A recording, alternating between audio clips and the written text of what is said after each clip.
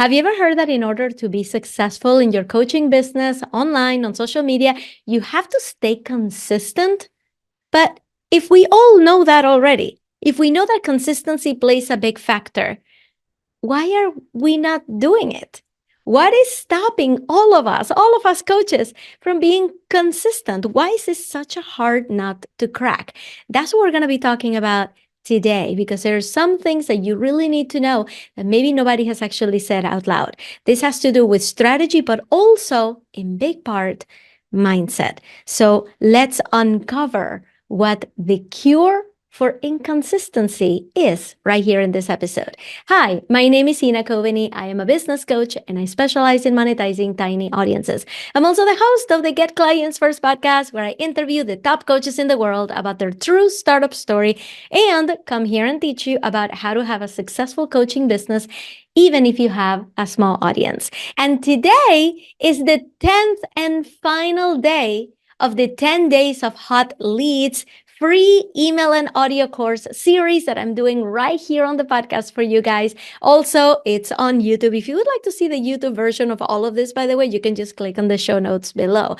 But I can't believe we made it. We're celebrating the 10th day of this 10 days of hot leads email course. And if you're listening on the podcast, we're also celebrating our 250th episode of the podcast. That's a quarter of the way to 1,000 episodes. We're celebrating it today and closing this beautiful series that we created here to help you get more leads, even if you have a small audience. If you would like to get the full email course right into your inbox, the full 10 days of hot leads course, just go to 10daysofleads.com on your browser, go and request it, and it will be in your inbox. The whole thing can be yours completely free.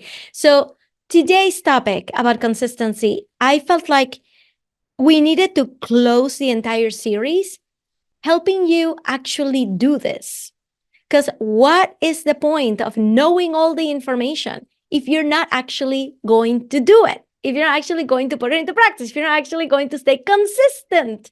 So let's talk about consistency, because there's really some really important points that I need you to at least rationally understand, so that slowly over time they start to sink in and you can break out of the really stereotype of the coach that can't stay consistent online. So let's talk about it.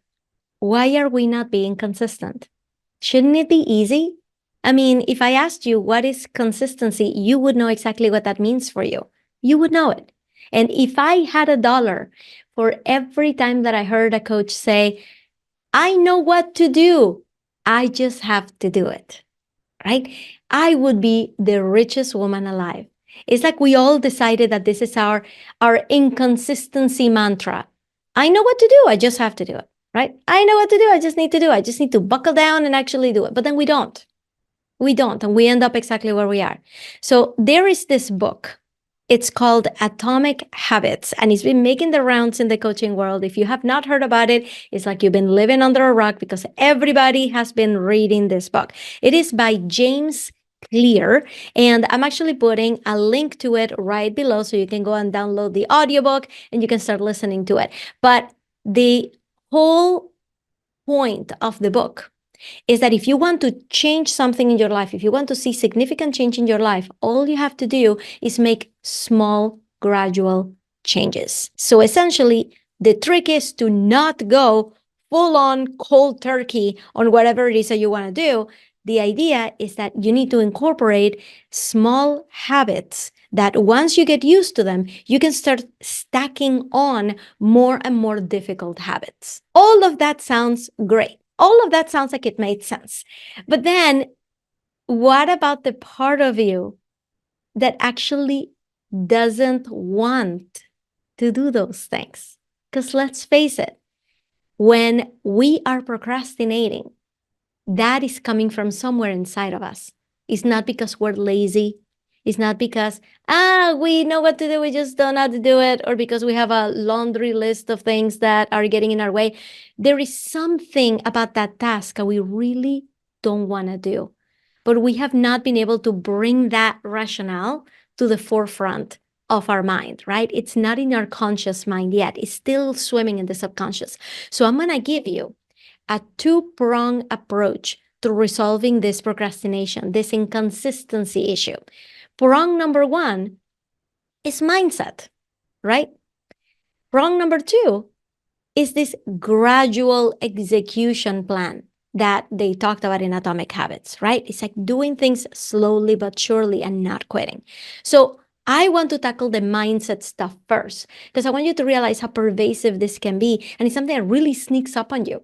You might not know that this is you until you see it. So when it comes to the mindset of being consistent, I need you to know that you should always be striving for self-awareness. So what is self-awareness? Self-awareness is your ability to process situations by getting to the root of why we act the way we do. So you gotta know for sure why you are procrastinating. And if something comes out of your mouth like, well, that's because I have kids, that's because I have a job, that's because I don't have any money, those external things, you know that you have not dived deeper and you could be. So I'm going to give you an example that is really going to illustrate this and just unlock the whole box. All right. I'm going to tell you about Lucy. She is a fictional character. She's not one of my clients, but I want you to picture there's this woman. Her name is Lucy. You can picture herself as you if you would like. So Lucy, she's a coach and she's not staying consistent in her social media, right? Sound familiar? Everybody raise their hands? Yeah. And like for many, her mantra is, I know what to do, I just have to do it, right? Now, if Lucy was not a self-aware person, she could come up with an entire laundry list of things that are getting in her way, right? If you went to ask her, hey, what's up? Why haven't you done that thing? She's going to tell you, sit down, I'm going to tell you why. I have laundry to do for a family of 4. My kids need to be driven to all of their activities every single day, multiple times a day. I have a full-time job that they demand my time even after I have gotten home. I suffer from migraines, debilitating migraines that can take me down for days. I have to keep the house clean, perfectly clean, and that is a ton of work. My spouse doesn't take my business seriously. He thinks that I think of this as a pet project. So whenever I need to carve out time, I really can't get it because this is supposed to be a hobby in his eyes, right? It's like, sit down, I'm going to tell you why the things are not working for me. Okay? That's Lucy. Lucy is up to here, right? But here's the deal. These are not excuses. These are facts. Everything that Lucy just cited right there, those things are real. These are tangible things that are getting in her way. You can't take that away from her. You can just say, oh, Lucy, you're just being silly, right? Everybody has problems, right? You can't dismiss her. What she's going through is her reality. And you know what? She's not making it up. These things are as real as the air she breathes. At the same time, there is a version of Lucy out there who, despite all of the things that are working against her, she still manages to stay consistent in her business. So what is the difference between Lucy 1.0 and Lucy 2.0? Let's talk about Lucy 1.0. One thing that is very true about her is that she has something called external locus of control. Have you ever heard of that? External locus of control? It means, it's a psychological term, to mean that Lucy believes that life happens to her, that she doesn't have any control over the things that are happening around her. So to her, control is outside of herself. That's why it's called external locus of control. It's like her control is not inside. She does not have control over any of this. Everything is being imposed onto her, and there's nothing she can do about that. This is just her life. But here's the thing. just because she believes that, well, this is my life and it is what it is and there's nothing I can do to change it, right? Just because she has a stance doesn't mean that she's content with it. She's mad as heck. She hates this. She hates it that there are so many factors working against her. She wishes it wasn't true. She's extremely frustrated and she has no idea how to move forward in her current environment. She feels like the only way to actually change anything would be to be born again, to have a completely different life, to leave her family, to abandon everybody and just move to Florida, move to California, move to Birmingham, Alabama, right? She needs to get out of here in order to start over because she doesn't have control over her current life, right? If you told Lucy, hey, why are you not consistent in your business? You would get a huge eye roll and she would be like, you just don't get it. Does that sound familiar at all? I know it sounds familiar to me. I've been there. I've totally been there. Now let's talk about Lucy 2.0. Lucy 2.0 has exactly the same troubles as Lucy 1.0, right? Exactly the same. She has to do exactly the same amount of laundry. She has exactly the same expectations. She has to keep the house clean. She's the one driving her kids. She's the one feeding the husband. She's the one keeping the house impossibly clean all day long, right? It's still the same person. Same things are happening.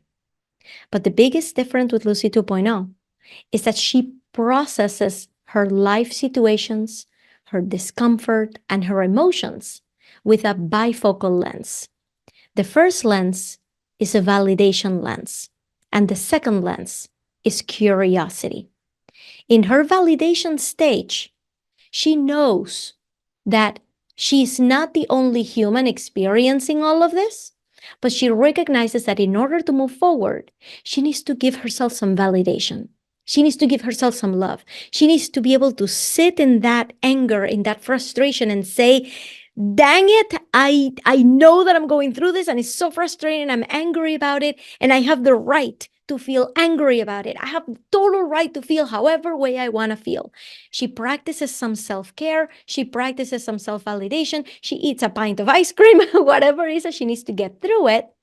She acknowledges to herself that she is struggling. And once she doesn't have to take a defensive stance anymore because there's nobody to be defensive against, she's validated her situation.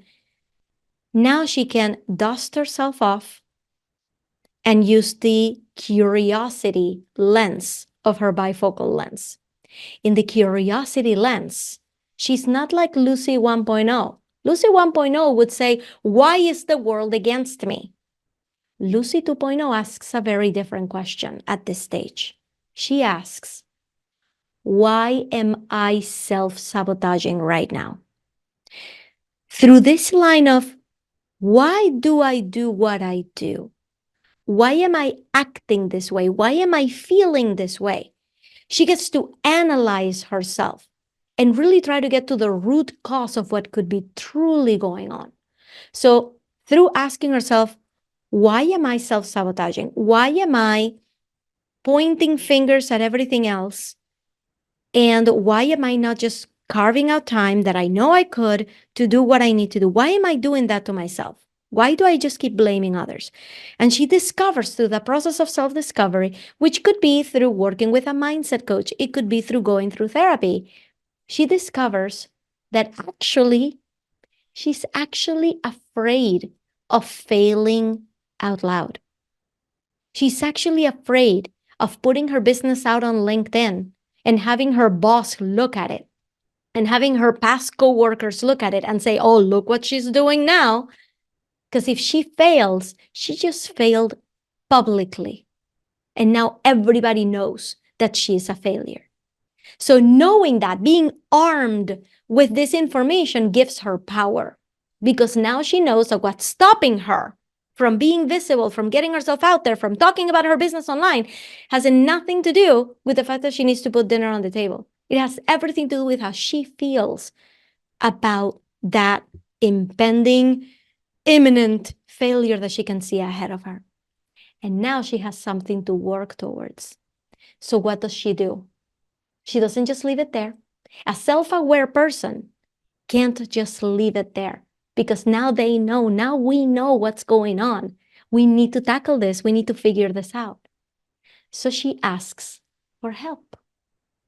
She asks for help. That's what any great coach would do, is get a coach yourself, is get a mindset coach, is get therapies, get a business coach who can help you through these blocks, right? She gets some help. She maybe starts a mastermind of like-minded women who are all going through the same thing to support each other, right? So now that she knows what she needs to do to actually do it, she goes to her spouse and she says, hey, honey, I'm not available Thursday night. I need to create content for the next month. So can you please take care of the kids that night? If you want, you can take one night off this week yourself, and I'll take care of everything, right? So here's the deal. It's so easy for us as women to say, this is my job. This is my role. This is what I'm supposed to be doing. I'm supposed to be taking care of the kids. I'm supposed to be putting dinners, right? Or I'm supposed to be putting more tasks on my husband, right? Putting more tasks on my spouse, right? Every relationship is different. Every relationship is different. Sometimes you realize that, wow, my spouse actually does a lot, right? And we're both thinking that we do a lot. So maybe we each deserve a night off, right? This is something that my husband and I actually started doing when the pandemic hit. When the pandemic hit, I felt like I was doing everything in my house, while my husband felt like he was spending 100% of his time either at work or taking care of kids. There was like, it's not like who is doing more, who is doing more, who is doing less, who is doing more of the dishes. It had nothing to do with that. We both felt extremely overwhelmed. So we had to acknowledge that for ourselves, that it wasn't a competition. It wasn't that he is doing less housework and he needs to do more. And he's looking at me like, you need to be. No, this is not a competition of who is doing the most. We both realize, wow, we are both doing a lot. We are both feeling very stressed and overwhelmed. So one thing that we did, and I'm going to give it to you because it was magical for us during the pandemic, we decided that on any given weekend, since there were no family commitments, right? There were no birthday parties to go to. This was a pandemic. We decided that one day of the weekend would be his and one day of the weekend would be mine.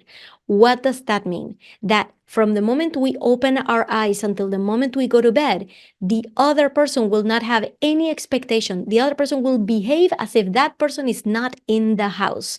So we took turns with this, and it started to really feed our soul, because we started to actually practice self-care. We knew that we had a whole day where we didn't have to succumb to the pressures that we were both feeling, that we could take a day just for ourselves. And that helped us so much.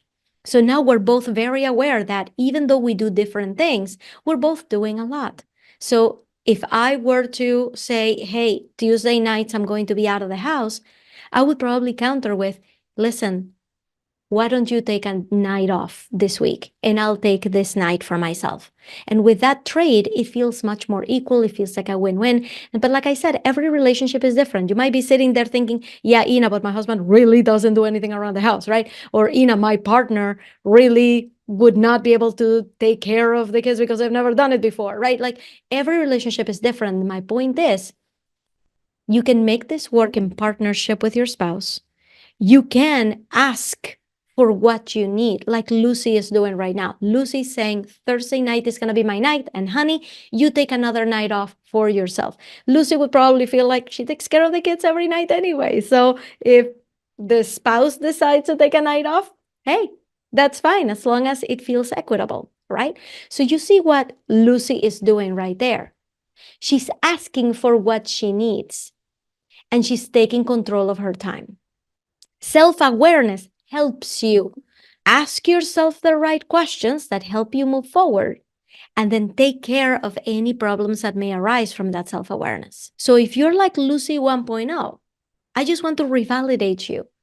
You are not crazy. Your long list of things to do is still there. Nobody has touched it. It has not changed. But if you want to work on your business, it's time to really know Besides, like, peel that onion. If it wasn't because of the kids or for dinners or the house cleaning or everything else, are there any other fears that may be popping up, and using this laundry list of things to do as a perfect scapegoat to this actual fear that may be playing out?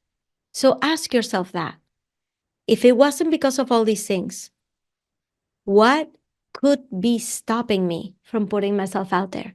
And work on that thing. And then ask for the time you need. So I want to challenge you right now. What is one thing that you could do this week to take control back in your life? Just one thing.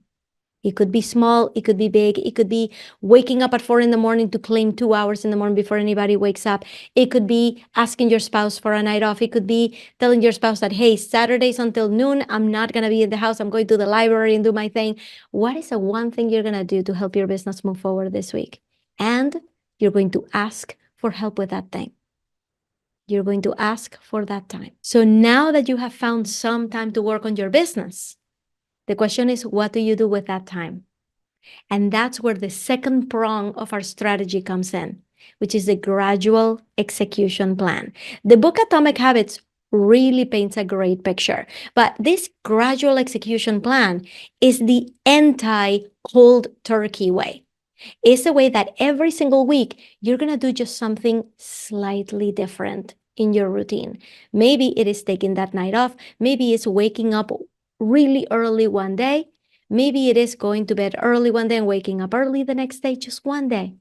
Just do something small to prove to yourself that it is possible, and then start compounding on that action plan. This gradual execution plan is one that you ease into rather than dive into.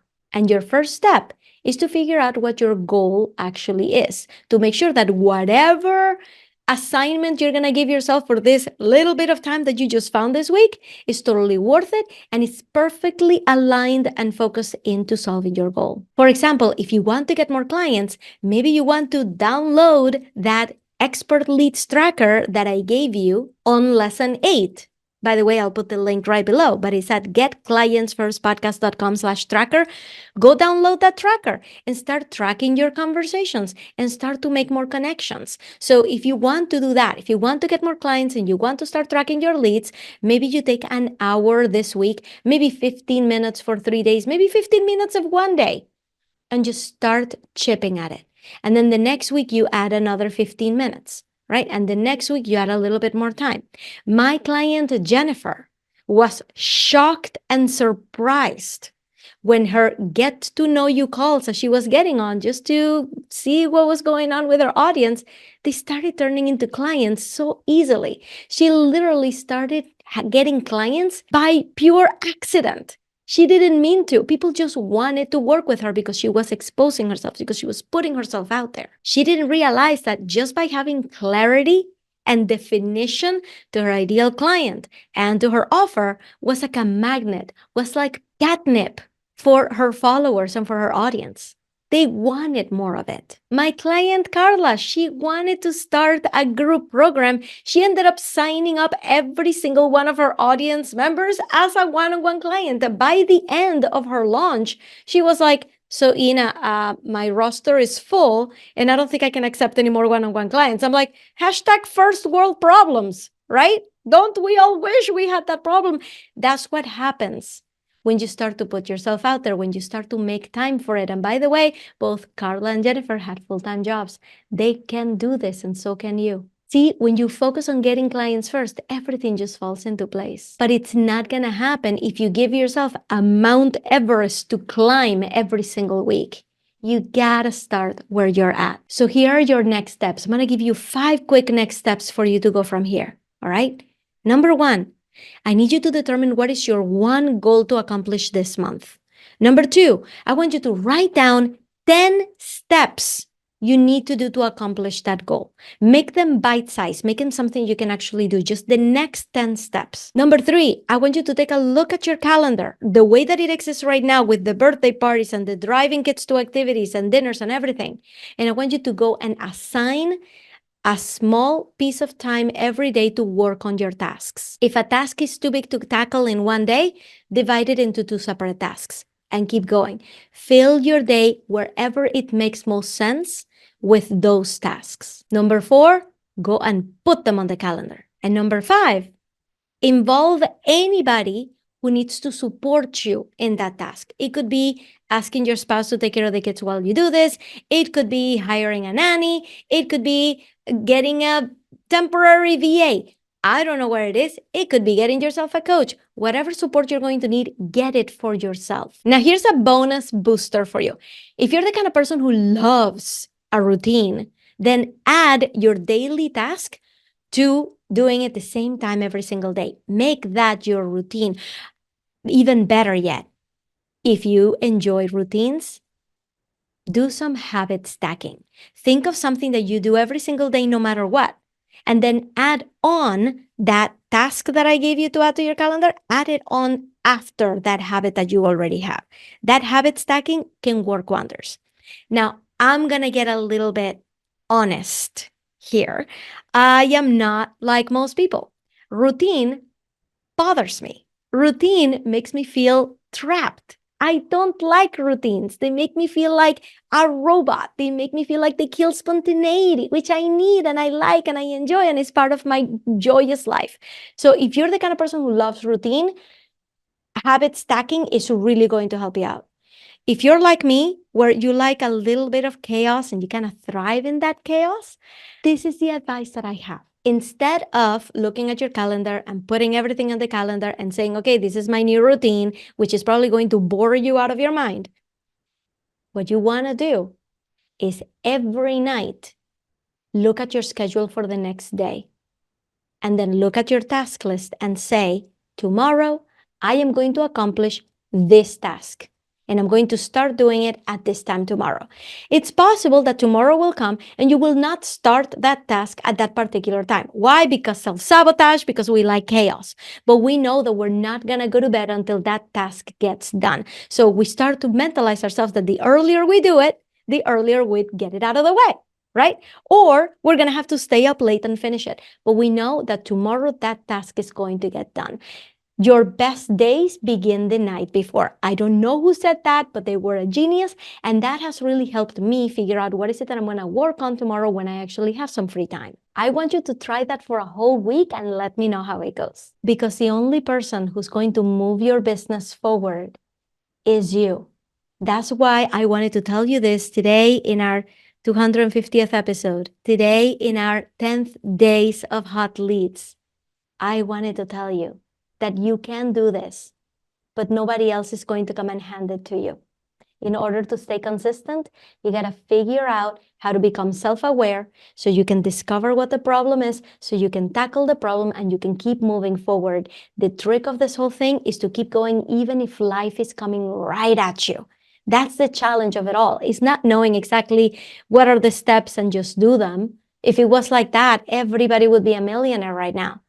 It's not that easy because life keeps coming at you. Tomorrow you're going to wake up and it's possible that one of your kids will be sick and will have to stay home from school, or there will be a snowstorm and then kids have to come home early. You don't know what's going to happen tomorrow, and chaos is going to continue to be there, a part of your life.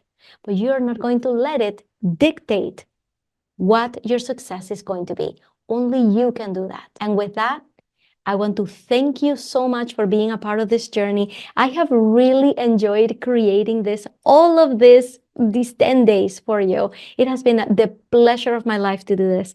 I would love to hear from you if you have me on Instagram. I'm on Instagram at Ina Coveney, INACOVENEY. Go and find me, or you can also click the link below. I have my Instagram link right there. Send me a DM and tell me, Ina, I listened to the whole thing and I loved it. Tell me if there were things that really impacted you, things that you're going to start putting into your life.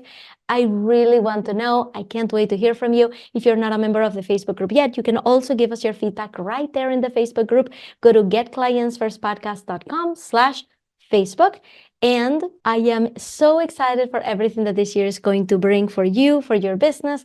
You're really going to skyrocket in the next 12 months. I know it because you're getting yourself the right kind of help. And again, if you would like the entire 10-day series in your inbox, go to 10daysofleads.com and you'll get it delivered to you completely for free. Thank you so much, guys, and I look forward to seeing you on another episode of Get Clients First.